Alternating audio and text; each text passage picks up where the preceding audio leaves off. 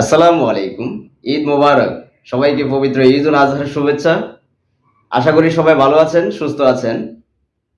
আজকে সম্প্রতি তোলপাড় সৃষ্টি হওয়া একটি ঘটনা নিয়ে আপনাদের সাথে দুটি কথা বলবো। বিষয়টা হলো সংসদ সদস্য হাসনাত আবদুল্লাহ এবং এনসিপি নেতা আসিফ মাহমুদের 25 কোটি টাকা। বিষয়টা অলরেডি সারা দেশের মানুষ জানেন। এই 25 কোটি টাকার বিষয়টা নিয়ে আবার হাসনাত আবদুল্লাহ এবং আসিফ মাহমুদ প্রশাসককে আবার চ্যালেঞ্জ করলেন। প্রশাসক বললেন, আপনারা তো এটি উন্নয়নের জন্য নিয়েছেন। আচ্ছা, ধরে নিলাম এটি উন্নয়নের জন্য, এতে কোনো ভেজাল নেই, এটি ওই এলাকার মানুষের কল্যাণের জন্য ব্যয় হয়েছে। তো এখন প্রশ্ন হইল, হাসনাত তো দেখলাম রমজানে 39 বক্স খেজুরের হিসাবটা খুব সেটাম কইরা অঙ্ক কইরা মানুষকে দেখাইলেন।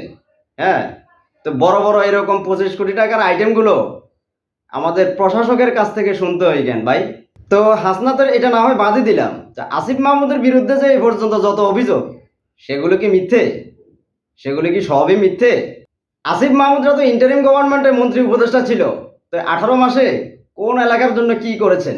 আপনারা তো সারা দেশের মন্ত্রী উপদেষ্টা ছিলেন। হ্যাঁ, কোন এলাকার জন্য কি করেছেন? তাও আবার একাধিক দায়িত্বে ছিলেন। এগুলার একটা হিসাব দরকার আছে না? আসিফ মাহমুদের বিরুদ্ধে এ পর্যন্ত যত অভিযোগ এসেছে, সবই উড়িয়ে দিয়ে তারা বলে কিছুই জানে না, এটাও জানে না, সেটাও জানে না। ডক্টর ইউনূসের কিচেন ক্যাবিনেটে তিনি নাকি ছিলেন না, তিনি কিচ্ছু জানেন না। আহারে, তো কিছুই যেহেতু জানো না, তোমরা 18 মাসে অন্তর্বর্তী সরকারে থেকে তোমরা এই দেশ ও জাতির জন্য কি করেছো, এই দেশের মানুষের জন্য, এই দেশের কল্যাণে কি করেছো, সেটা জবাব দাও। সেটা জবাব দিয়েছো? দেশ ও জাতির কল্যাণে, এই দেশটা সুন্দরের জন্য তোমরা কি ঘোড়ার ডিমটা করেছো? আরে ভাই, 5ই আগস্টের পরে এই দেশের মানুষকে তোমাদেরকে অন্তর্বর্তী সরকারে পাঠিয়েছিল তোমরা কি মজা মাস্তি মারার জন্য? তোমাদেরকে এই জন্য সেখানে পাঠিয়েছিল?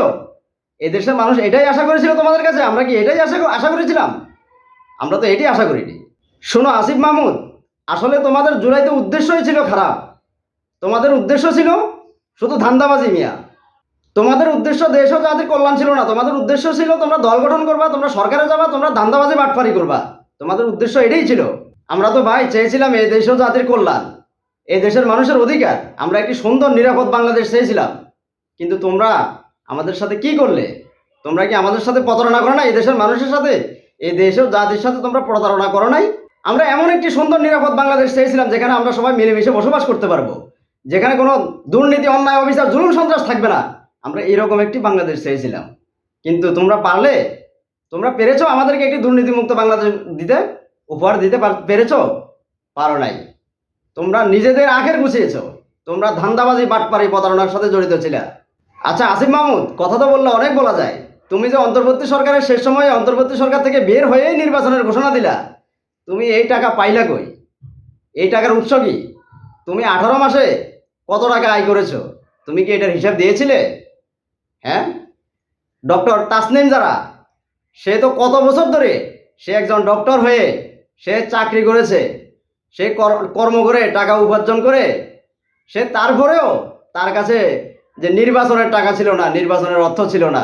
ডাক্তার তাসনিম যারা নিজে কর্ম করে উপার্জন করেও সে আবার নির্বাচনের সময় ফেসবুকে ঘোষণা দিয়ে সেই নির্বাচনের খরচ সে মানুষের কাছ থেকে তুলেছিল।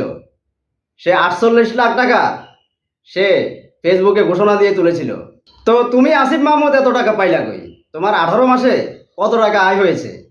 হ্যাঁ, আচ্ছা তর্কের খাতিরে ধরে নিলাম তোমার একটা মন্ত্রী মাসে মাসিক আয় 1.5 লাখ টাকা, ধরে নিলাম 2 লাখ টাকা। তো তুমি 18 মাসে না হয় তুমি কত, 18 দুগুণা 36, তুমি 36 লাখ টাকা কামাইলা। হ্যাঁ, একটা মন্ত্রীর আমরা যতটুকু জানি সর্বোচ্চ 1,20,000 টাকা, 1,25,000 টাকা আয়। তো তুমি কত টাকা আয় করেছো? তুমি অন্তর্বর্তী সরকার থেকে বের হয়ে স্বতন্ত্র নির্বাচনের ঘোষণা দিয়েছিলে। হ্যাঁ, তুমি কি এই দেশের মানুষের কাছে সেটি প্রকাশ করেছিলে? করে নাই। হ্যাঁ, তোমার তো বহু অভিযোগ। 5ই আগস্টের পর থেকে, তুমি অন্তর্বর্তী সরকারে যাওয়ার পর থেকে তোমার বহু অভিযোগ আছে। হ্যাঁ, টাকা পাচার, এই সেই, সব কি মিথ্যা? টাকা দেখলে মাথা ঠিক থাকে না, না? টাকা দেখলে মাথা ঠিক থাকে না, তাই না? শোনো আসিফ মাহমুদ, এই দেশের মানুষের অজানা নয়, তোমরা যে এই দেশে জুলাই নিয়ে ধান্দাবাজি করেছো, এই দেশে সবার জানা। কিন্তু মনে রাখবা, এই জুলাই তোমাদের একার না, এই দেশের গণমানুষের, মনে রাখবা। ঠিক ৭১ মুক্তিযুদ্ধ যেভাবে আওয়ামী লীগ কুক্ষিগত করেছে, এনসিপি জুলাইকে কুক্ষিগত করেছে। মুক্তিযুদ্ধ করেছে সবাই, আপামর, কৃষক, শ্রমিক, জনতা, জনযুদ্ধ। আওয়ামী লীগ এসে বললো আমি যুদ্ধের মালিক, সাথে দিল্লি সংবিধান লিখে দিল দিল্লি, এইখানে আর একটা বাকশাল কায়েম করে এটা আওয়ামী লীগের গঠনতন্ত্র তারা বানাই ফেললো। জুলাইকে কুক্ষিগত তারা করেছে। এই জুলাইকে কুক্ষিগত করার কারণে তারা দ্বিতীয় যে কাজটা করেছে, অনেকেই তারা দুর্নীতিগ্রস্ত হয়েছে। দেখেন, আমাদের কলিজা ছিঁড়ে যায় এই কথাটা বলতে। আজ থেকে 10 মাস আগে যেই ছেলেটা দেখেছি সারা গায়ে আঘাতের চিহ্ন, জুলাইয়ের আন্দোলন করতে গিয়া, সেই সব ছেলে মেয়ে মাত্র 8-10 মাসের মধ্যে কিভাবে কোটি টাকার মালিক হইতে পারে, এই চিন্তা আমাদেরও ঘুম আসে না। 10 মাস তো আমি বলে যাচ্ছি, এনসিপি কে যদি এখনই আপনারা শক্ত হাতে কন্ট্রোল করতে না পারেন, গোটা বাংলাদেশের স্বাধীনতাকে তারা মার্কিন যুক্তরাষ্ট্রের কাছে বিক্রি করে দিবে। যারা যুগের পর যুগ রাজনীতি করলো, বিএনপি, জামাত, খেলাফত, মজলিস, এরা কেউ থাকবে না। ওনারা খতনা করছে 2 দিন আগে, হ্যাঁ, এনসিপি, ন্যাশনাল চিলড্রেন পার্টি, ওনারা ক্ষমতায় যাবে। আমি আগেই বুঝতে পেরেছিলাম এরা প্রথমে ধরবে বিএনপিকে, তারপর ধরবে জামাতকে, তারপর ধরবে হেফাজতকে। ভাবছো এই জুলাই এমনি এমনি এসেছে? এই জুলাই এমনি এমনি আসে নাই।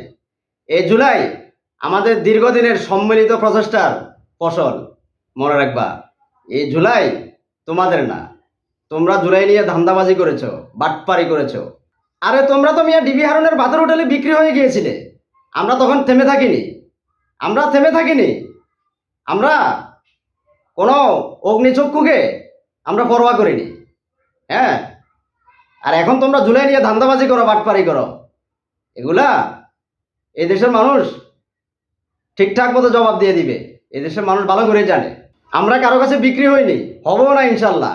আমরা এই দেশ ও জাতির কল্যাণে, এই দেশের মানুষের অধিকারের জন্য কথা বলি। আমরা চাই এই দেশটা সুন্দর, একটা দুর্নীতিমুক্ত, সন্ত্রাস, আধিপত্যবাদ মুক্ত বাংলাদেশ। আমরা যেন এই নিরাপদ বাংলাদেশে সুন্দরভাবে মিলেমিশে যেন বসবাস করতে পারি। আমরা সেই রকম একটি বাংলাদেশ দেখতে চাই। পারলে এই দেশ ও জাতির কল্যাণে, এই দেশের মানুষের ভালোর জন্য, এই দেশটা সুন্দর হওয়ার জন্য কিছু করো। এই দেশ ও জাতি উপকৃত হবে।